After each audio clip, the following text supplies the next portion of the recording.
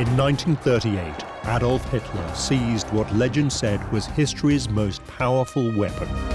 If you hold it, you're invincible.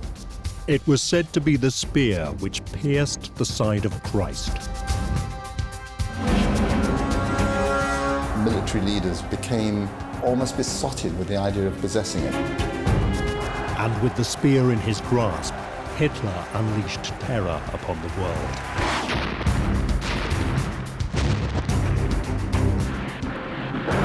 But in the chaos of war, this most valuable of Europe's treasures simply vanished. This was an emblem of war, twisted by the Nazis to become symbols of the Third Reich. But one man, Walter Horn, would uncover the mystery of what had happened to the Spear of Destiny. And one of America's finest generals, obsessed with the spear, would launch a mission to find it.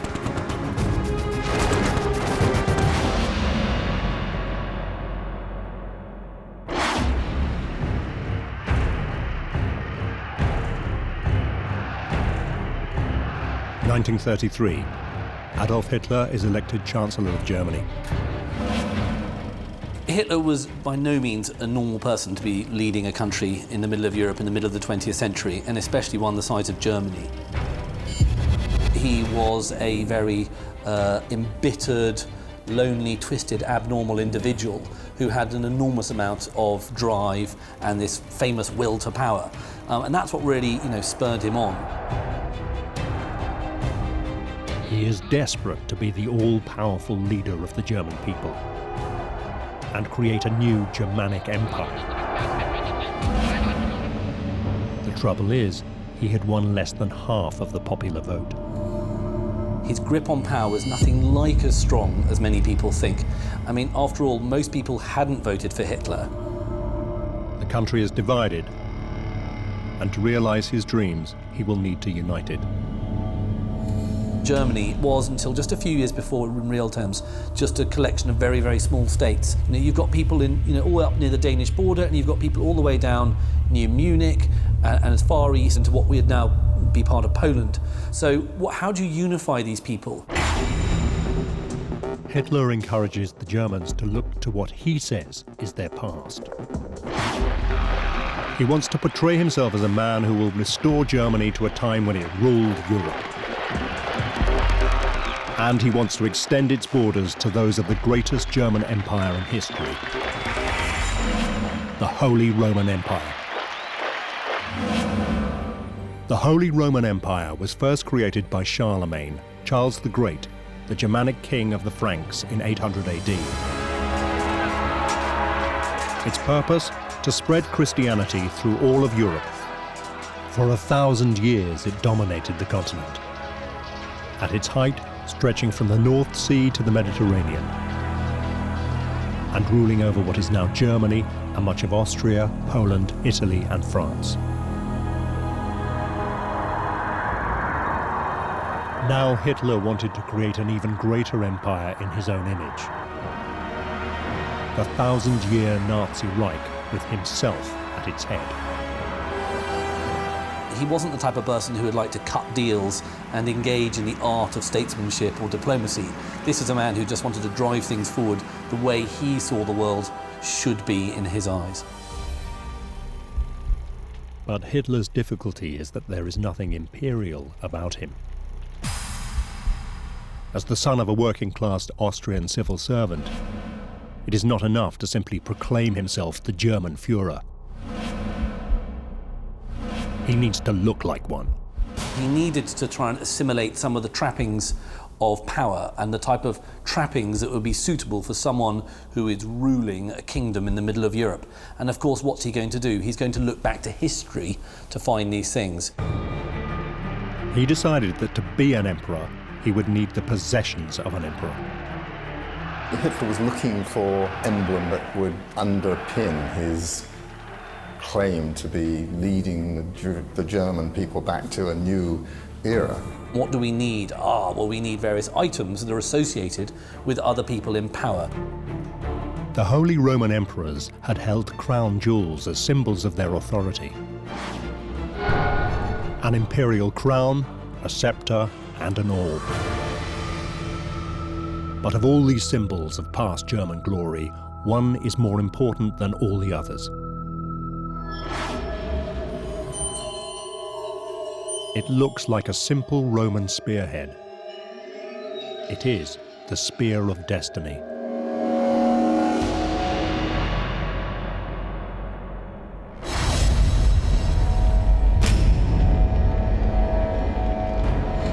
The Spear of Destiny was said to be none other than the spear that had pierced the side of Jesus Christ as he hung on the cross.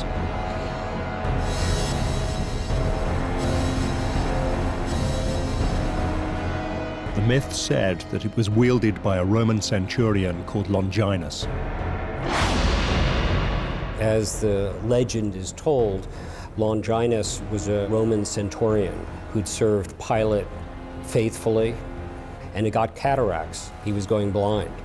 And Pilate pulled him out of the ranks because he was no longer of service as a fighter, and gave him relative easy duty at Mount Calvary, making sure the crucifixions went off as planned. It didn't require a lot of fighting, didn't require great eyesight. The Bible says that this centurion, when inspecting the crucified men, was unsure if Jesus had died.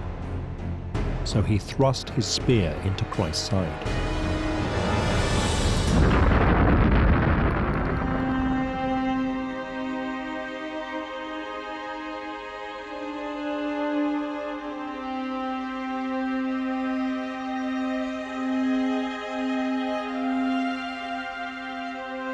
Blood allegedly dripped down the side of the spear into Longinus's eyes. He was cured of cataracts. He was cured of his blindness. He had a vision of the future. He had a vision of Jesus as the Messiah. Longinus was converted instantly.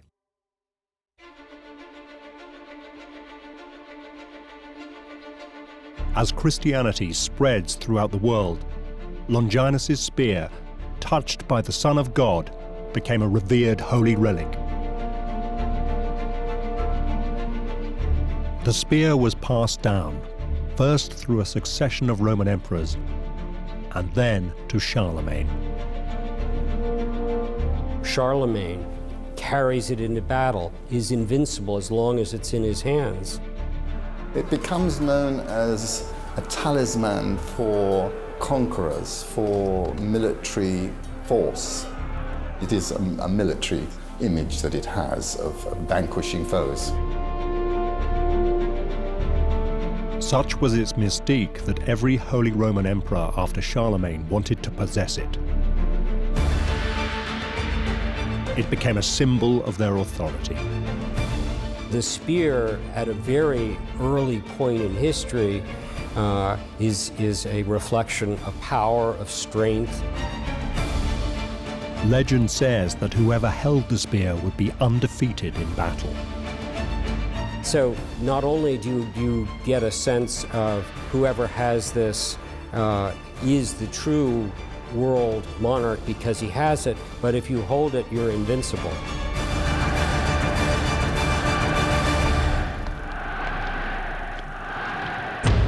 It was clear why Hitler wanted it, but he didn't have it. In fact, it was in Vienna, the capital of neighboring Austria.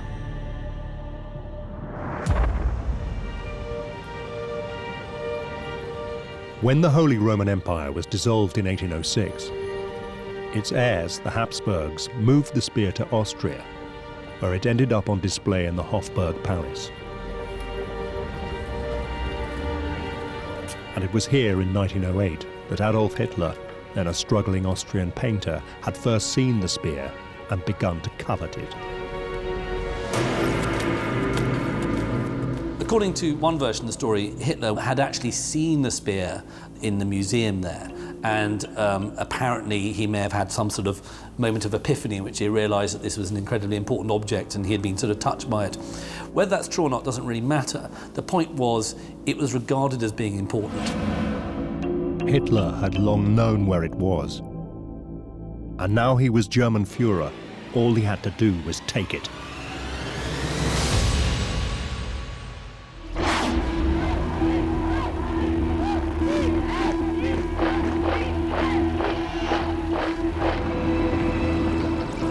March the 12th, 1938, German troops crossed the border into Austria. The world watched as the Austrian government collapsed.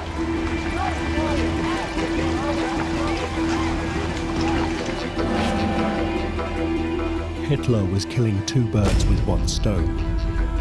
He was reclaiming lands once held by the Roman Empire,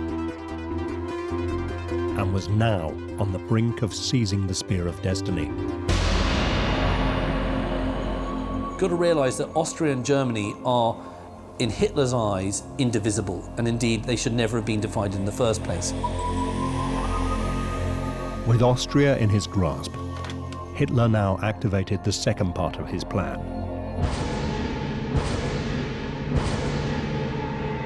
To seize the spear. As the story is told, as the panzers were driving, across the border into Austria, Hitler had an SS officer in civilian garb already planted in the museum.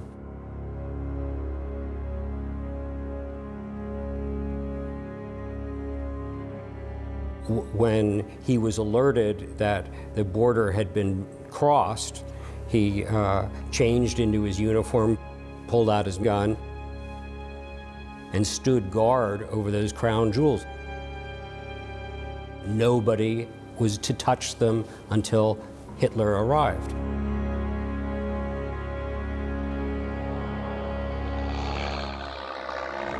Hitler arrived in Vienna just 2 days after the invasion.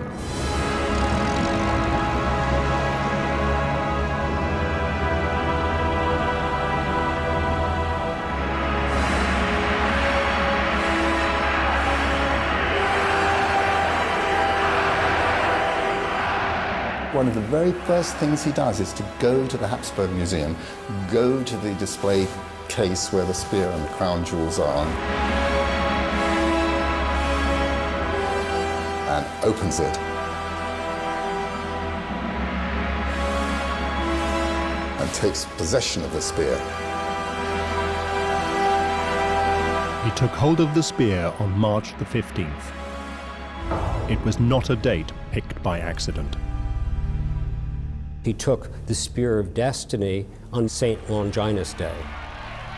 That's when the centurion, who allegedly carried it at the crucifixion, is honored.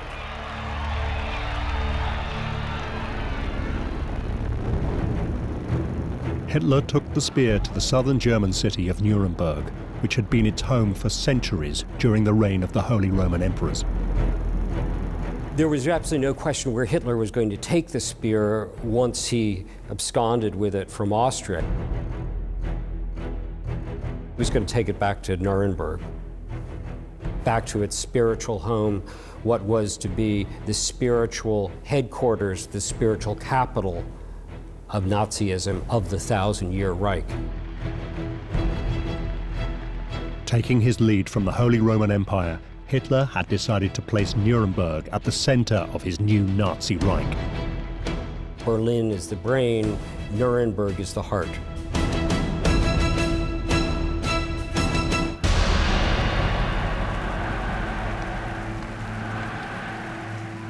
Here he had built vast parade grounds holding hundreds of thousands of spectators. He staged enormous rallies showcasing German military might. Extravagant displays presented the German people with an image of the future based on his vision of the past. We see newsreels today of the parades going through the streets in Nuremberg, of soldiers dressed as medieval knights.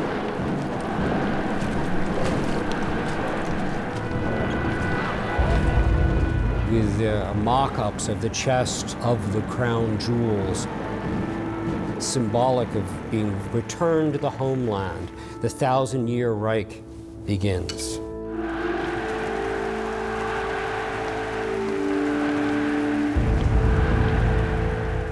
By displaying the spear and the crown jewels, his message could not have been any clearer. Ein freies deutsches Volk in einem starken deutschen Reich. He was the heir to the Holy Roman Emperors.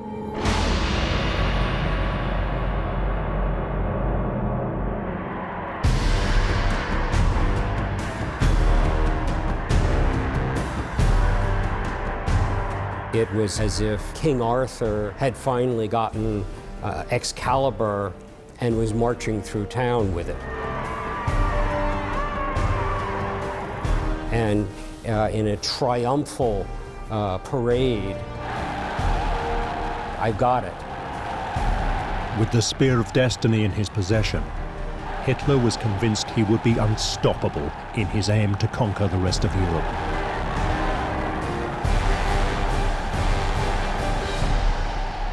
But of course, it didn't turn out that way.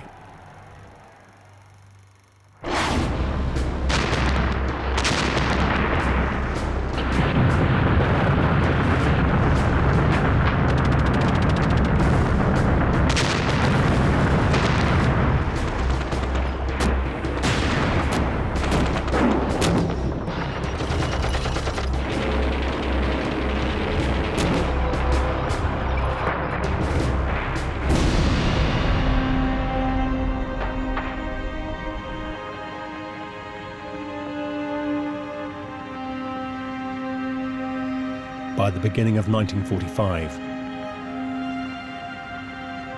5 years of war has devastated Europe.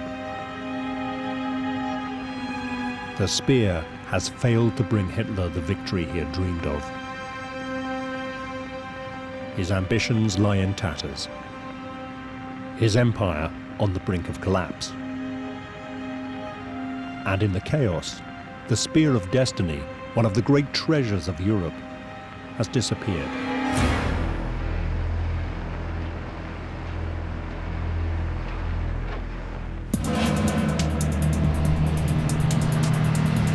But on an American army base in Belgium, pure luck will allow one man to track it down. Walter Horn is a lieutenant in the US Third Army. His mission? To interrogate German prisoners of war.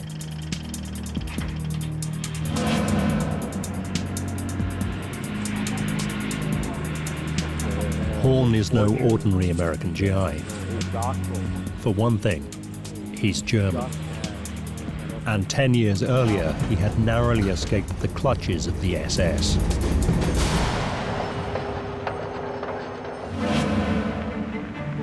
In the 1930s, Horn was at university in Heidelberg, southwest Germany. His passion, art history. His specialty was the relics of the Holy Roman Empire. He was an art history major who just had the misfortune to get his doctoral degree in 1933, just as Adolf Hitler had come to power.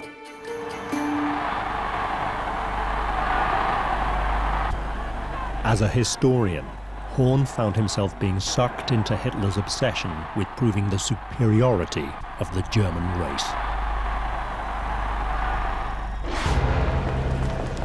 He was invited to join a special unit of the SS created specifically for this purpose, the Ahnenerbe.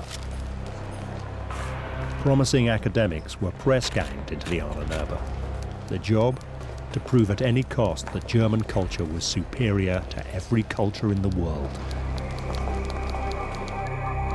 And who better for the Ahnenerbe to recruit than the impressive young academic and PhD, Walter Horn. Walter was perfect Nazi material. He had been a javelin contender for the Olympics. He came from fifth generation Germanic, Aryan stock. You know, he was young, he was good looking, he was well traveled. This was the kind of man the Nazis were looking for.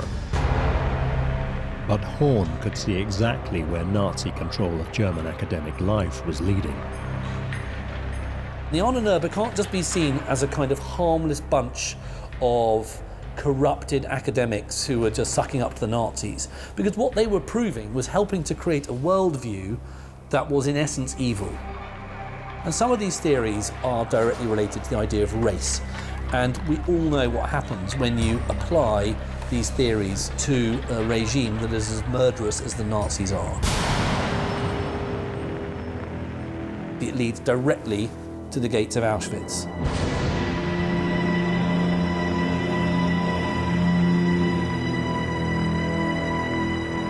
Horn wanted no part of it.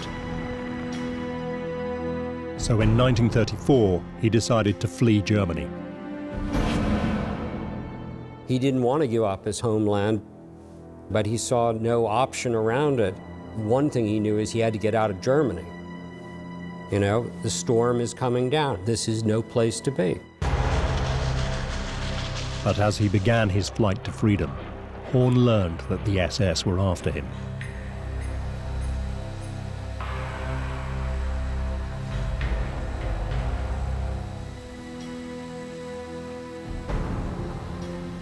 He was very concerned.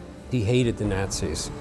He didn't know if it was because of remarks that he had made about the Nazis.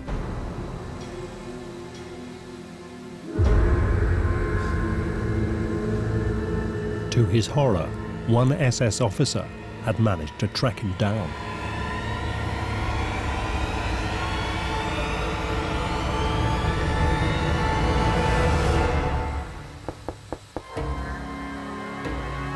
The SS officer had his pistol, and I'm sure Walter was thinking that the end had come. But Horn was in for yet another surprise. The SS officer essentially, told him, yes, we're looking for people like you, but good luck. Just don't come back. Walter Horn eventually managed to escape via Italy and then Cuba to America, where he became a naturalized American citizen.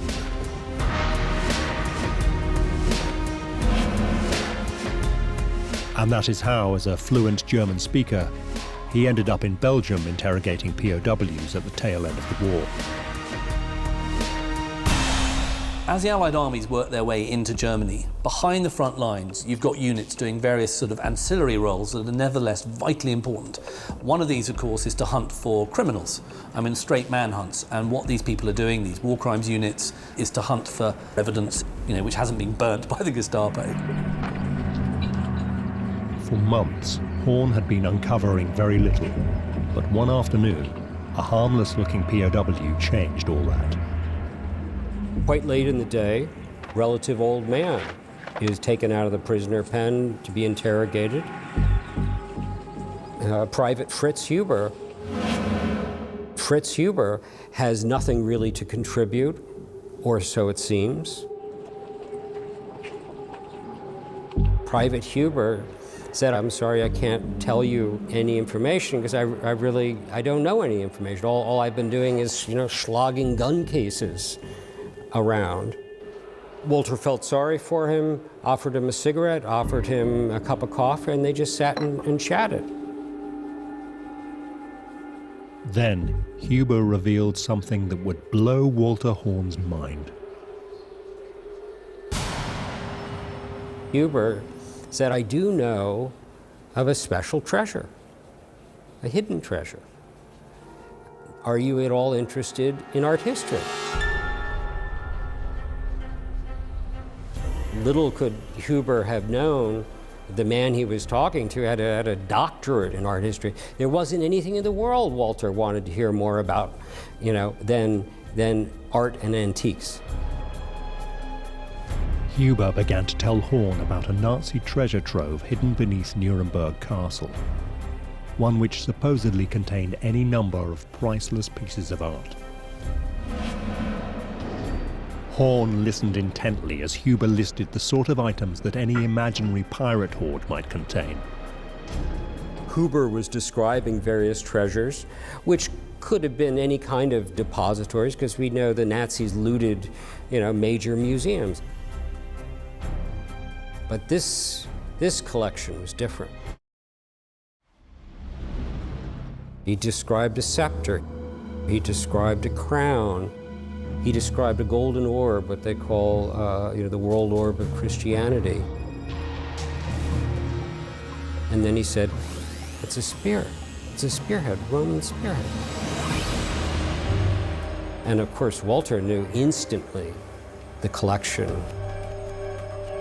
There was no question what it was. He was describing, the crown jewels of the Holy Roman Empire and the spear of destiny.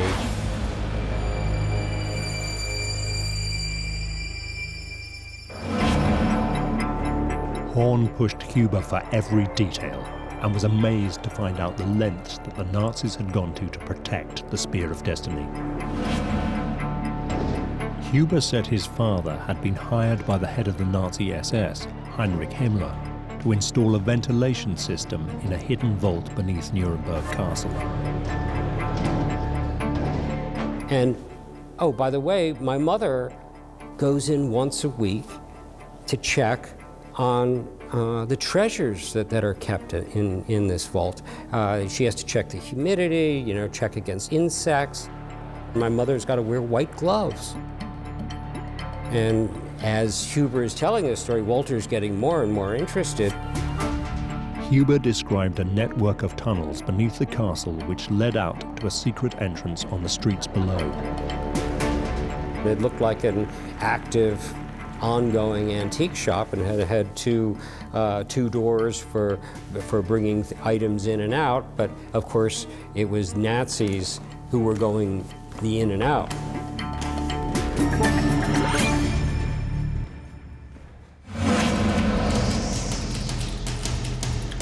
Aware that he had possibly just uncovered the location of one of the world's great treasures, Horn immediately began to write up a report for his superiors.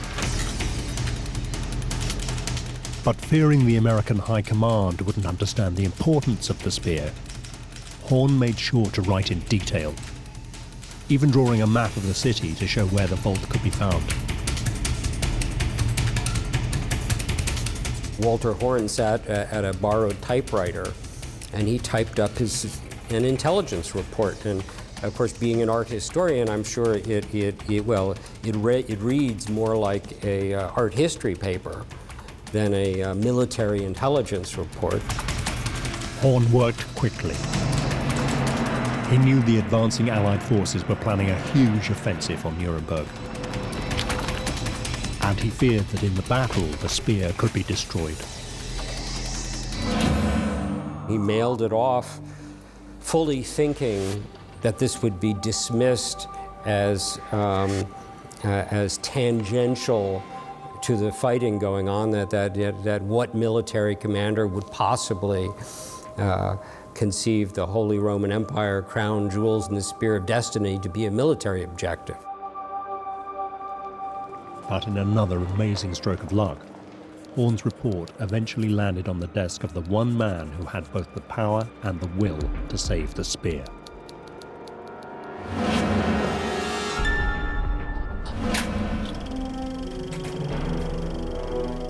General George S. Patton, also known as Old Blood and Guts,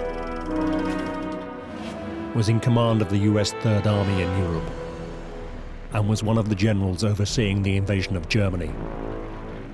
A flamboyant man, often pictured with 2 silver revolvers, he was a brilliant tank commander and tactician.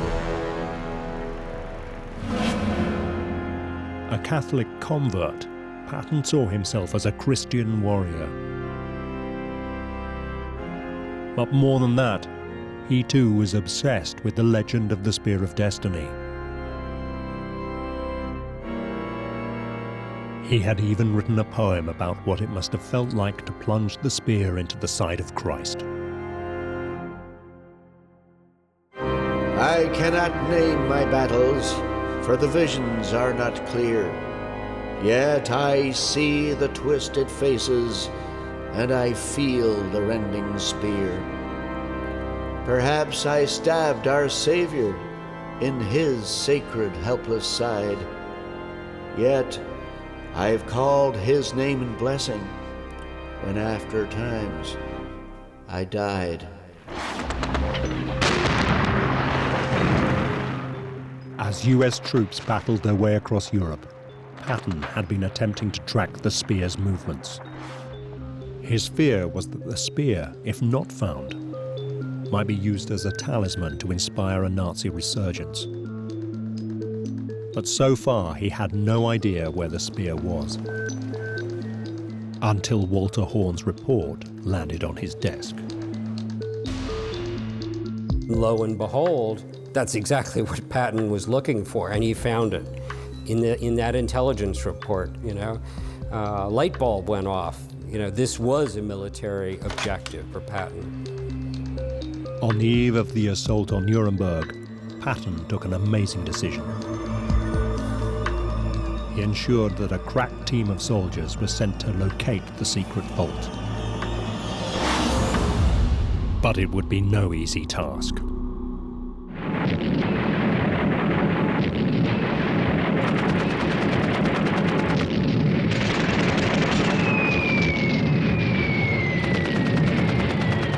Nuremberg had suffered a series of massive bombing raids.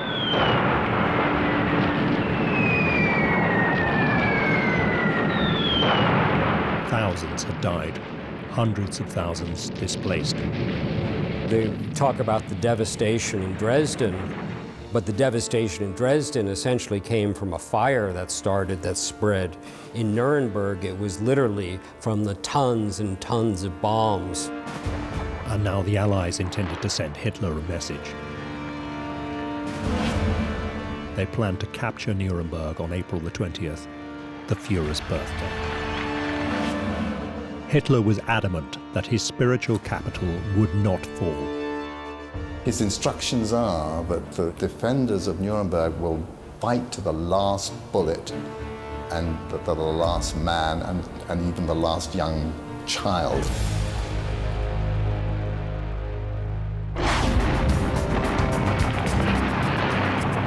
On April the 16th, the US Army began a fight to the death for the city.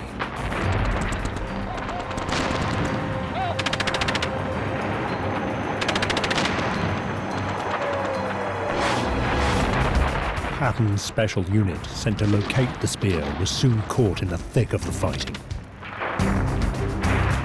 It was narrow, medieval streets, big battlements. It was almost essentially hand-to-hand combat, almost like taking one street after another, and it was very dangerous kind of fighting. Children were actually being used as scouts. The Germans fought right down virtually, to the last man standing.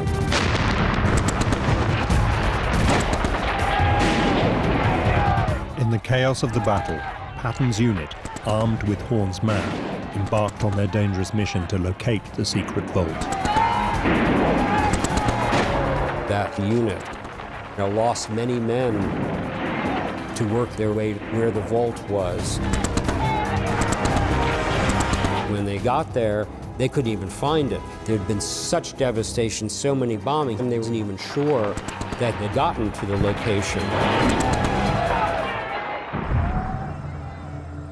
But then they made a discovery. One of them found a crevice, a sort of tunnel-like thing, and they dropped in.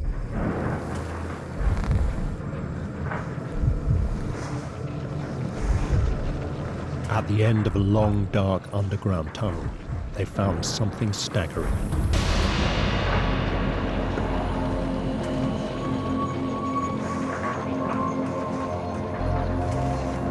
Set into thick concrete, a steel vault door 8 feet high and 12 inches thick. But there was a problem. The giant vault doors were locked shut.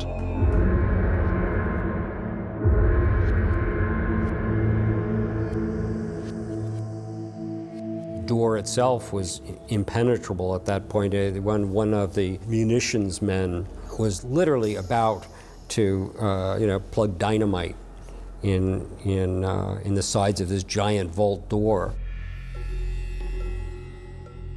But just moments before the charges were detonated, a German civilian came forward and stopped the munitions man.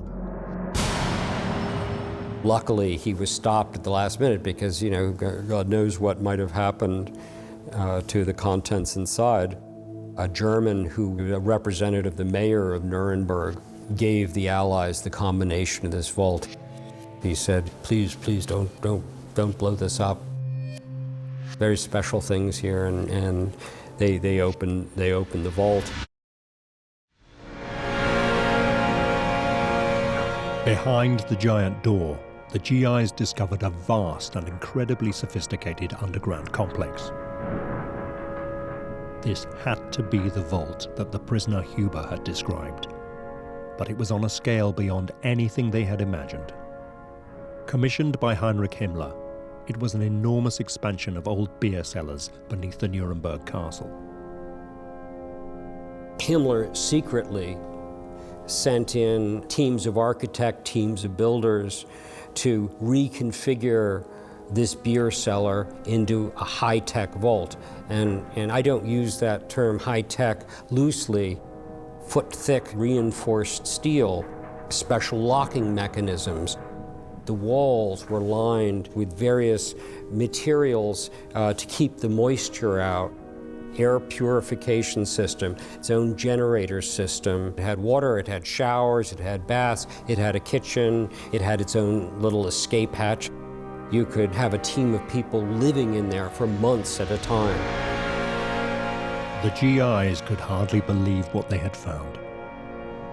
But unsure of exactly what they had discovered, the message was sent for Horn to come to Nuremberg to identify the contents of the vault.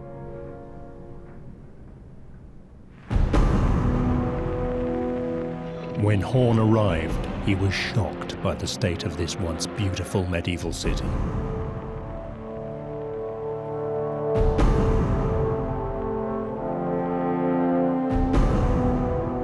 Picture a moonscape, picture churches missing their roofs, bodies strewn about. Horn was led to the vault.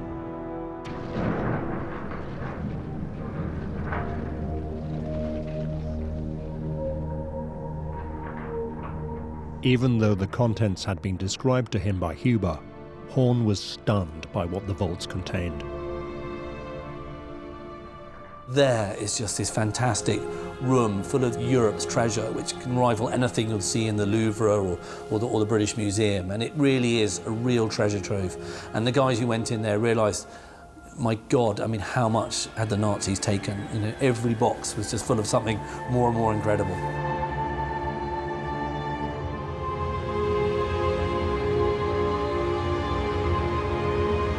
Horn was shown a small wooden crate.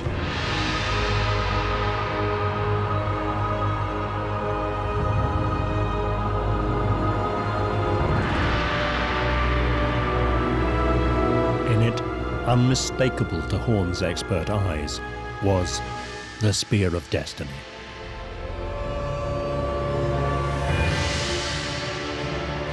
Horn became a hero when he recovered the Spear of Destiny. Now the question was, what were they to do with him?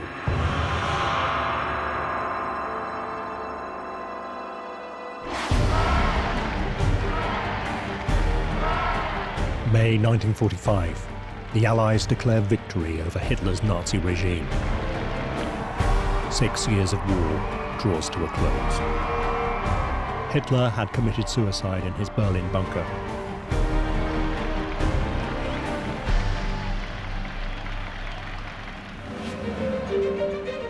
The Allies uncovered millions of dollars worth of Europe's finest treasures, stolen by the Nazis. We know the Nazis looted, major museums. Major collections were brought wholesale in by train. Now began the task of returning these treasures to their rightful owners.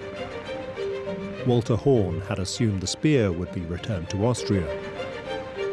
The Spear of Destiny come from the Hofburg Museum in Vienna. This is where he fully thought they would be returned to. Patton had other ideas. It seemed that Patton, too, had become bewitched by the power of the Spear of Destiny. Patton said and openly declared that these relics, this spear of destiny, are not artwork. These are emblems of war, twisted by the Nazis to become symbols of the Third Reich. Patton was the type of man who very much would have liked the idea of the spear of destiny, in his back pocket, and wanted to take it back to the United States. Perhaps he believed, as did Hitler, that whoever possessed the spear would be invincible.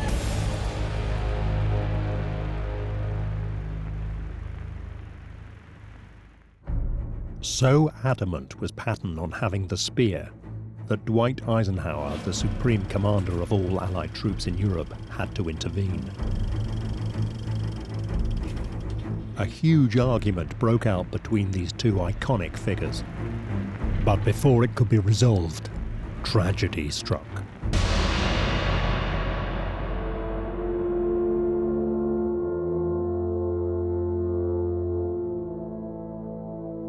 His car is hit by a lorry.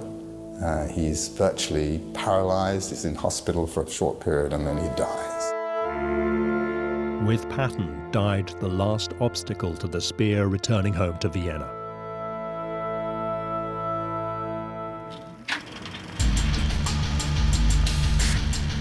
Special plane was dispatched under a very heavy armed guard because these are considered the most valuable treasures that the Nazis had ever looted. And there was a special return ceremony in Austria. And today, they're back in the museum, essentially in the same room, in the same part of the museum where they were when Hitler took them.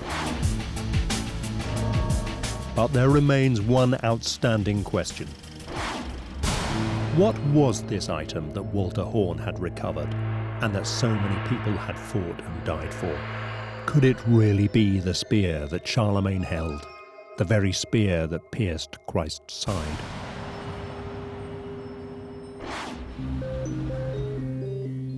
Robert Feather, a trained metallurgist, was the first person in 40 years to be allowed to examine the spear scientifically.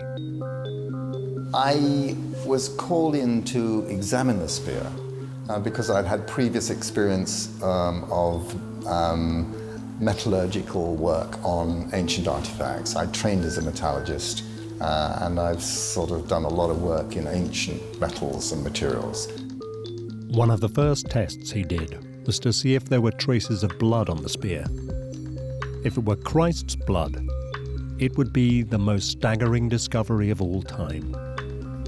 I took swabs of the spear just in case there was any biological material. I mean, if it's a spear, it could have had some blood on it somewhere, and the remotest chance that some of it might be Jesus' blood just occurred. So I thought I'd better do it just in case. Is someone going to say, why didn't you? But no traces of blood could be found.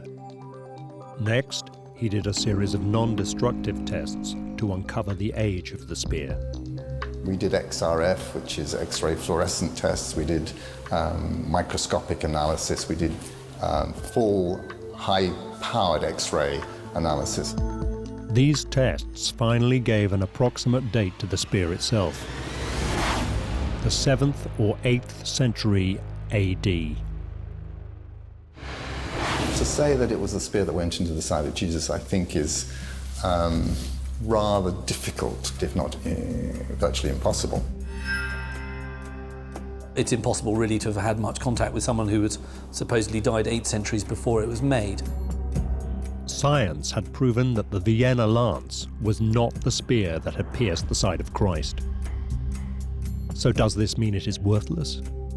Had thousands of lives been risked in pursuit of nothing more than a medieval forgery?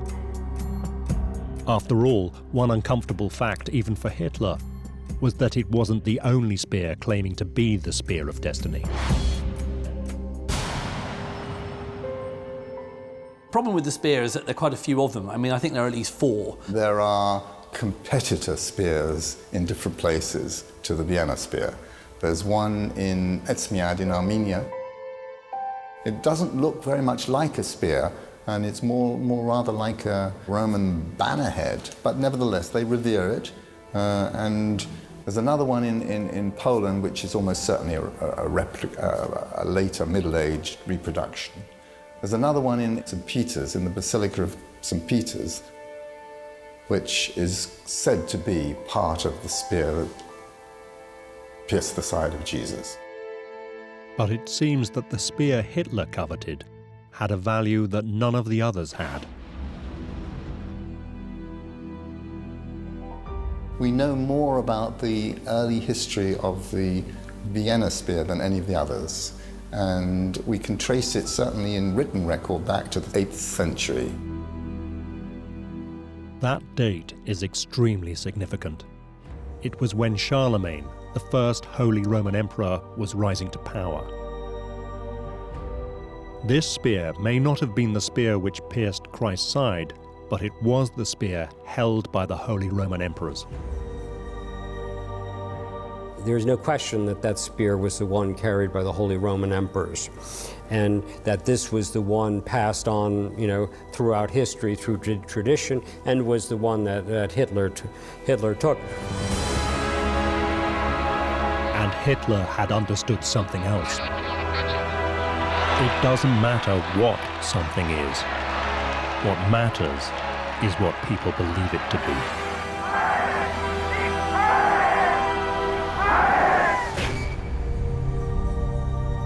For centuries, the spear had been revered by the most powerful rulers of Europe, and that, for Hitler, was enough to make it something worth having. It doesn't really matter whether this was the spear that was shoved into the side of Jesus. It doesn't matter. It's what people think is what matters. It's what people choose to believe. The fact that it doesn't date back to the crucifixion doesn't make it, to my mind, any less valuable, because what it represents in the larger sense is what's important. Even though it's very easy today to look at it as all being part of, it's all mumbo jumbo, it's kind of, junk history, it's kind of mythology, it's superstition, it's important.